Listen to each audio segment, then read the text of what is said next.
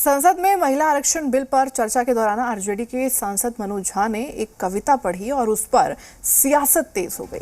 मनोज झा ने ओम प्रकाश वाल्मीकि की कविता पढ़ी थी, जिसका आरजेडी एमएलए चेतन आनंद सिंह ने सोशल मीडिया के जरिए पुरजोर विरोध किया और लिखा कि हम ठाकुर हैं, सबको साथ लेकर चलते हैं। समाजवाद में किसी एक जाति को टारगेट करना समाजवाद के नाम पर दोगलापन के अलावा कुछ नहीं है। जब हम दूसरों के बारे में गलत नहीं सुन सकते तो अपनों पर अभद्र टिप्पणी बिल्कुल नहीं बर्दाश्त करेंगे। पहले मनोज झा ने क्या कुछ कहा, आइए आपको वो सुनाते हैं।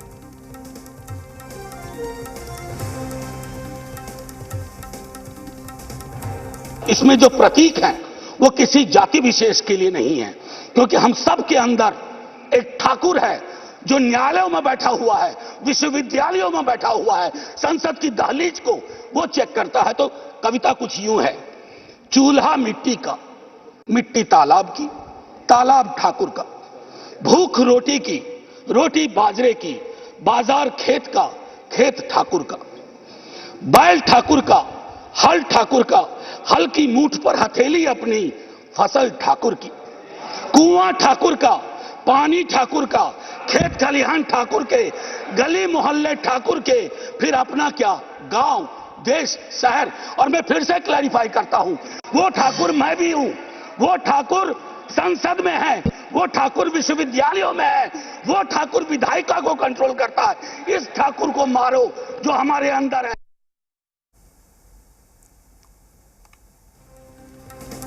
और बता दें कि वहीं अब इस पर सियासी बयानबाजी भी शुरू हो गई है। कुछ राजनीतिक दलों की प्रतिक्रियाएं सामने आई है, आइए आपको वो भी सुनाते हैं। झा जी ने जो कहा वो निश्चित रूप से निंदनीय है और उसकी जितनी भी निंदा की जाएगी कम है। किसी भी जाति के को टारगेट करके कोई बात कहना अच्छी बात नहीं है। जब तक दल की सहमति नहीं होगी तब तक दल के प्रवक्ता, इतने बड़े राज्यसभा के सांसद, राजद के मजबूत सिपाही किसी समाज को, ठाकुर समाज के खिलाफ ऐसा बयान कैसे दे सकता है।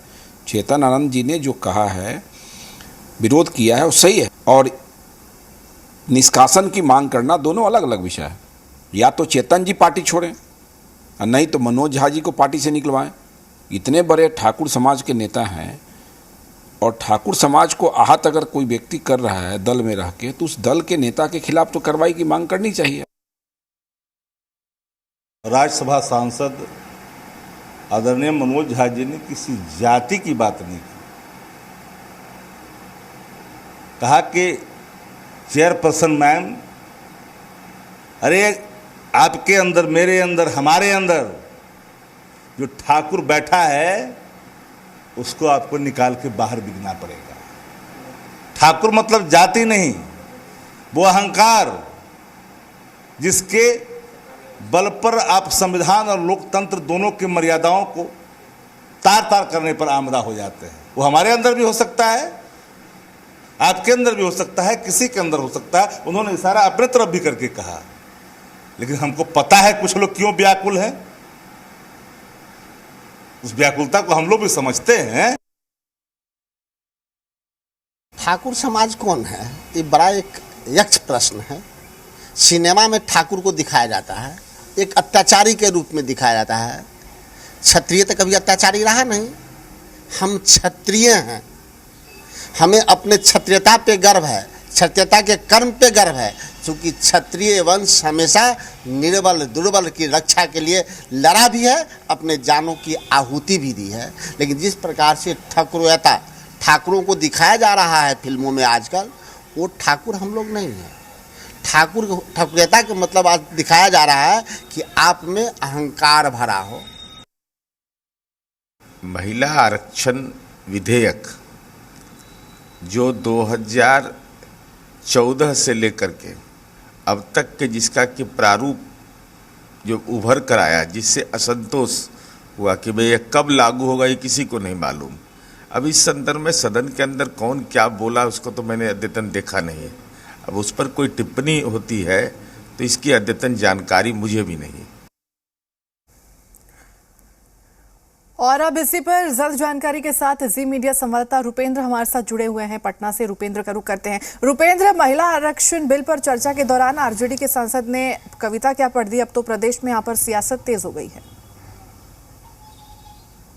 देखिए, प्रदेश में तो सियासत तेज ही हो गई है और खुद सियासत तेज करने वाला कौन है? खुद आरजेडी के ही एक विधायक हैं जो आनंद मोहन के पुत्र हैं, चेतन आनंद हैं। और उन्होंने ही एक तरह से देखा जाए कि जिस तरह से सोशल मीडिया पर लिखा है और शब्दों का जिस तरह से प्रयोग किया गया है, वो शब्द भी कहीं ना कहीं वैसे शब्दों का प्रयोग नहीं करना चाहिए। दूसरी चीज़ है कि तमाम चीज़ें के पीछे का जो कहानी है वो अपने दर्शकों को बता दें। देखिए, कहानी ये है कि लालू यादव से हर विधायक मिलने जाता है, हर कोई मिलने जाता है जी। चेतन आनंद भी मिलने गए हुए थे, लेकिन चेतन आनंद जब मिलने गए हुए थे तो लालू यादव की तरफ से इनकार कर दिया गया। चेतन आनंद वहाँ से चुपके से आ गए। जहाँ तक आरजेडी सूत्रों के हवाले से जो खबर है, आरजेडी के लोगों का कहना है ये तमाम चीज़ें हैं कि वो आ गए। उसके बाद जिस तरह से मनोज झा अपने बयान देते हैं और बयान देने के 5 दिन के बाद चेतन आनंद सोशल मीडिया पर डालते हैं, यानी कि मनोज झा जब बयान देते हैं उसके 5 दिन के बाद ये तमाम चीज़ें होती हैं। तो ये तमाम चीज़ें हैं और कहीं ना कहीं लालू यादव और आनंद मोहन के बीच की तल्खियाँ भी ये दिख रही हैं। ये तल्खियाँ इसलिए दिख रही हैं क्योंकि चेतन आनंद ने आरजेडी से चुनाव लड़ा था, उनकी माँ ने आरजेडी से चुनाव लड़ा था, और जब रिहाई होती है खुद आनंद मोहन की तो मुख्यमंत्री नीतीश कुमार उसमें आगे रहते हैं, अगुआ रहते हैं और तमाम चीज़ें होती हैं। खुद आनंद मोहन मुलाकात करते हैं और मुख्यमंत्री नीतीश कुमार को आगे बढ़ाने की बात करते हैं।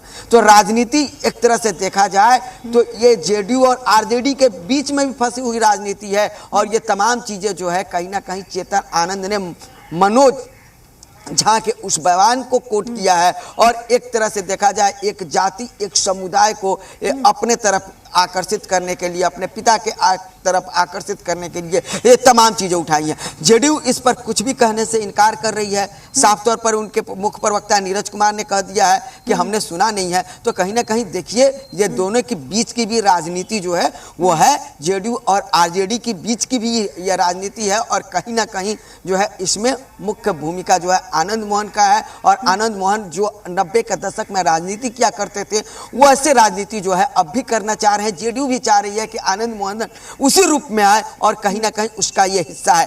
अब जिस तरह से मनोज झा ने बयान दिया है उसको लेकर तो राजनीति जरूर हो रही है। और कहीं ना कहीं मनोज झा ने कहा है कि उस ठाकुर में मैं भी हूं। तो अब ये देखना है कि जिस तरह से आरजेडी मनोज झा के साथ खड़ी हुई है, लेकिन आरजेडी के ही विधायक चेतन आनंद मनोज झा के साथ खड़े नहीं हैं, तो देखना है कि आला कमान से वो क्या बात करते हैं। और आला कमान क्या चेतन आनंद के साथ खड़ा होती है, लालू यादव किसके साथ खड़ा होते हैं, मनोज झा के साथ खड़ा होते हैं या चेतन आनंद के साथ खड़ा होते हैं, तेजस्वी यादव किसके साथ खड़ा होते हैं, ये आने वाला समय ही बताएगा। लेकिन इस बयान के बाद बिहार की राजनीति जरूर गर्मा गई है। जी बिल्कुल, इस मुद्दे को लेकर जिस तरह से राजनीति हो रही है, हालांकि अब देखना होगा कि आने वाले चुनावी समय में यहाँ पर इसके क्या कुछ असर यहाँ पर देखने को मिलेंगे। ठीक है रुपेंद्र, तमाम जानकारी साझा करने के लिए और जुड़ने के लिए आपका बहुत बहुत धन्यवाद।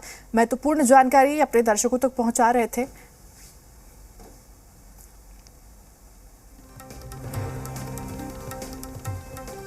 तो चलिए फिलहाल यहाँ रुकेंगे एक छोटे से ब्रेक के लिए, जल्द हाजिर होंगे।